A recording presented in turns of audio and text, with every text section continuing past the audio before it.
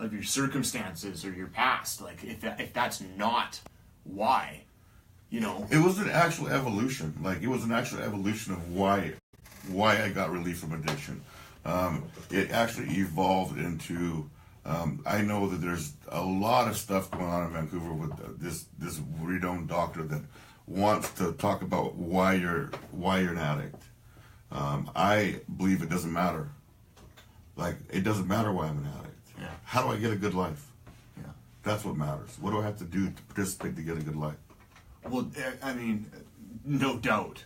You know, like because you're in the present right now. I mean, I guess that's the point. What good is, you know, going through your whole history? I mean, but what about, you know, the process of you know, searching, gaining awareness, understanding, you know, certain traits or certain defense mechanisms. I mean, that's sort of ingrained as you grow up. I mean, to gain insight, you know, is sort of the purpose. But what happens is we talk about the past, and unless we can absolutely get a new past, we think we're sort of stuck. Yeah, there's a whole actual way to get a new past. Yeah. And that's by living good today. And if I live good today, tomorrow my yesterday would have been lived right. Yeah. I was taught that actually. I was taught how to live right. Let me just tell you something about myself. I am a Red Seal roofer.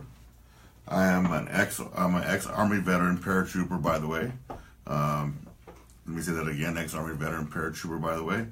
I am a Red Seal welder. I am a second-year pipe fitter.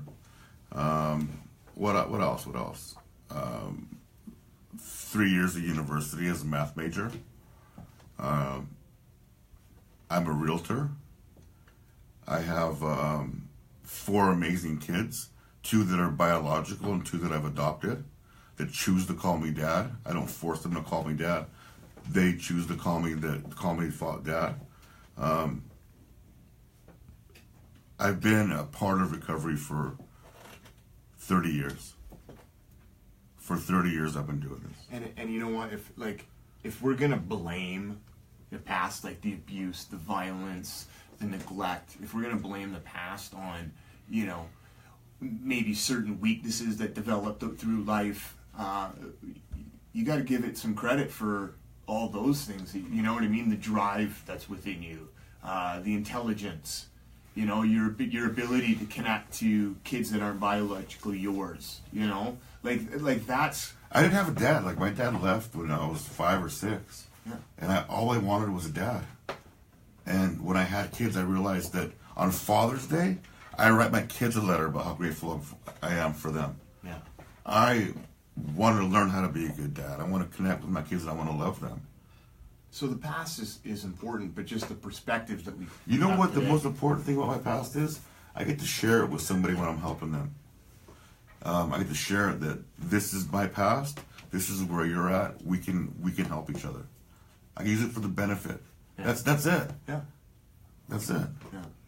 So what's going on today? What's life like today? That's a good question. So this is like, I wanted to be Canadian. I'm actually American. I'm from the Los Angeles area, Riverside actually. I came up here for treatment, and I met some of the most amazing people. These people that I met here changed my life. The recovery center I went to changed my life. I was actually inspired, and I knew that if I can solve my addiction here, that I would give peace to everybody that's missing me in LA. Like my family's all down there, and they know that I'm safe, and that's why I stay. I did not want to risk it, and the only way I could stay here is if I worked in Alberta as a welder.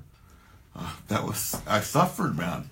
Like Alberta needed welders. From California to Alberta. I wanted to, I was welding underneath this building. My shirt was up, my back was in the snow, and my boss drove his truck up, and he goes, "Come here." He goes, "I've never seen anybody work as hard as you are." He's like, "What did you do in your life? What did you mess up in your life so bad that you ended up in Fox Creek, Alberta from LA?" Good question. and I said, I just want to work, man. I met the most amazing people in Alberta. I'm a hard worker. I did that job right. When I could come back to, I had a beautiful wife, when I could come back to BC, New West particularly, when I got my immigration, I came back and started working as a realtor. I have a basic counseling course too. There you go. Yeah, we can throw that in there. And what do you do now? Sell real estate. I met my wife in an NA meeting, and she's a successful realtor. She owns a company called Rethink Real Estate Group, and she taught me how to be a realtor. Yeah. Yeah. I've seen a lot. I follow the company on Facebook. They do a lot of giving back. You guys do a lot of giving back. We do. Yeah, we believe in what we're doing. Like that principle, right? That means so much. Well, if self-centeredness is the core of my disease, and I believe I have a disease, and I believe in our literature, I believe that self-centeredness is the core of my disease, and the solution is to give back. Yeah. It's the answer, man. I don't know how like philanthropy isn't an aspect of success in business and personal. Like, you know what I mean? Like, people talk about success, like how much money they brought in, how much profit they brought in, right? Yeah. Success to me is like measured in how good of a friend I am. Me and my wife recently split, and that's the first relationship I ever got of that I didn't feel guilty. Like every other... How'd you do that? You want to know, right? You want me to teach you. Every relationship has ended because I've done something horribly wrong. I've cheated, I've lied, I stole. You know what I mean? They found out. Yeah. They found out. Yeah. When that ended and I moved out, I wasn't guilty. This is new territory for me. Right. Somebody taught me that. But it can happen. Yeah. Right. A successful relationship is successful in the beginning, successful in the middle, successful in the end. I know. Okay, so let's talk about Relapse. It's part of your story. Yeah. Part of my story. And it's funny because it's like we were talking about, like, how do we get the message out? How do people, government, policymakers start to understand that there are a lot of long-term, people in recovery, living abstinent-based, or whatever means sure. that are changing their life continually. They're always on an upward, sort of rise in comparison to their past. So if we had met you, right after your relapse, after 7 years, people could say recovery doesn't work. Didn't work for Ronnie, right? And have a little justifiable, point to that, right? Yeah. Because 7 years clean, if you don't have tools by that, how could you possibly relapse? So here we are. You got a few years back in. 6+. 6+. So I'm still well into my 7th year. So you've had more clean time in the past. Yeah. Right. Yeah. So where do you stand? Do you feel like this time it's solid? This time, you know what I mean? Like. So check this out. Like, I believe in this wholeheartedly. It's a just for today program. Like, there is in life a beginning, middle, and end. There is. It's fact that I won't be here one day. Mm-hmm. But I also know that I don't know if I'm in the beginning, middle, or the end. I don't know how long this yardstick's going to go. So if it's just for today, I don't have to worry about it. Mm. If I protect myself just for today, I don't have to worry about whether I'm in the beginning, middle, or the end. I give back. I help people. I stay connected. Yeah, I guess that's where they talk about living today as if it's the last. Yeah, pay your bills though. Good one. Absolutely. Yeah. So what is it what's your biggest belief today? Man, like right now, I'm on a gratitude. Oh, like you got me going on thinking about my relapse, right? Because like it's part of me. It's part of me. At 10 years, I relapsed because I thought I got clean too young. Mm-hmm. I got 2 years and in church. I thought that was the answer. I went to the casino with some guy in church, and that was it. I was using that night. I got 7 years, and I got in a Sea-Doo accident and ended up on OxyContin. And let me just tell you something. If I don't stay connected, the first oxy I ate, the second oxy I snorted, and the third oxy I shot. In that way. And since I had an injury, I didn't think I relapsed. Right. That's how I tell. That's the danger of what I have. Like, I am a consumer. If chairs got me high, no one would have a place to sit. Like, that's just the truth. I love you, man. I love you too, man. Oh my. Let's listen to some music. Yeah? Yeah. Okay, this one's going back for you. What do we get? We'll get some Led Zeppelin. Yes. We'll get a little going back to California. That's right. Oh, with an aching in my heart. I've done that a few times. Yeah, you have. Talk recovery.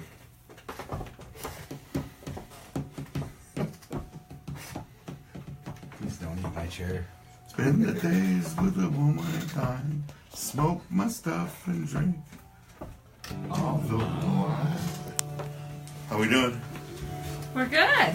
We're good? We're having fun. In my We got some comments on here, Ronnie. What we got? Want to hear your comments? So Brittany Marsh says, I'm an addict and proud to be one. Graham Butler says, thanks for showing me the way, Ronnie. Jason Saile? Yeah. Okay. Says, love you, brother. From T-Dot. He's from Toronto. Denise Islas. My sister. Okay. She says, hi, brother, Red Heart. Alan Scully says, Fox Ha. Fox Creek. He's the guy who's well doing with Fox Creek. Okay. I can't believe he's listening. John Warren says, take off your shirt.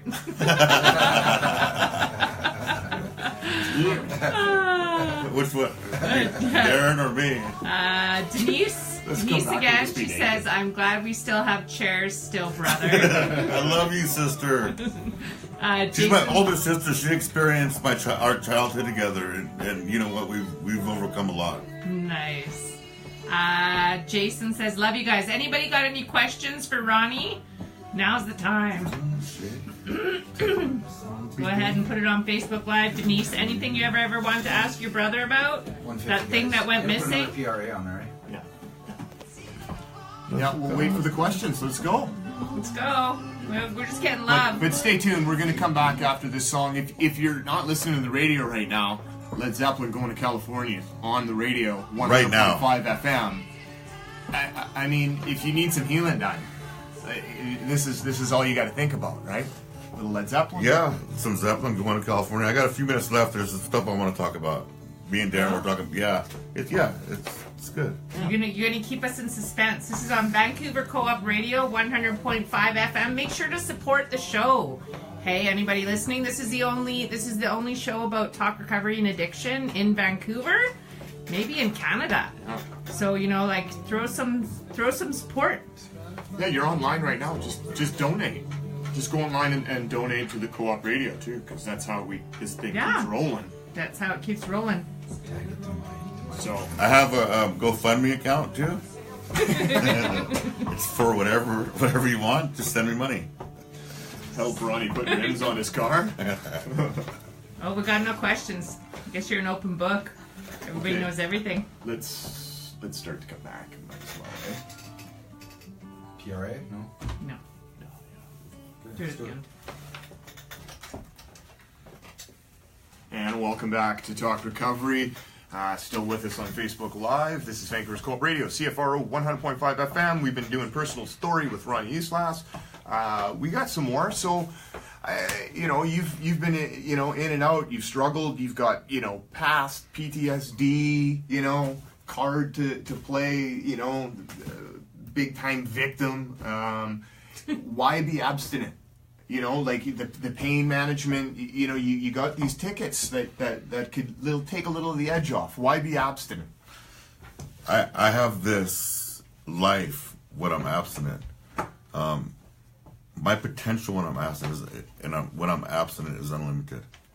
I found that out when I was a kid. I was 15 years old. My best friend in the world, Marvin, I've known him for 30 years, took me to his dad's house. And his dad was also in the program. His mom was a therapist. At 15, we'd sit down on the couch and do therapy on each other. his dad had like 5 years in the program. He relapsed every now and again. He asked me to clean his garage, and I took all the stuff out and I cleaned that garage like it was gonna be my life, like my life depended on it.